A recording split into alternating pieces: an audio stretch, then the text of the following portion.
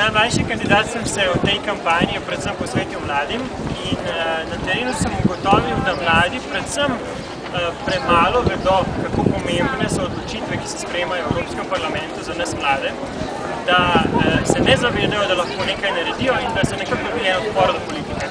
Mi smo poskušali to spremeniti, mi smo šli z inovativnim pristopom tudi preko Facebooka, preko kratkih videov, kjer smo poskušali mladim razložiti, da so te stvari, da so te odločitve, ki se v Evropi sprejemajo, za vse nas pomembne. In računam, da se bodo mladi udeležili volitev v večji meri tudi zaradi naših aktivnosti.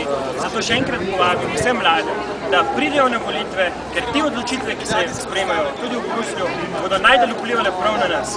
Zato jih pozivam še enkrat, da pridejo na volitve.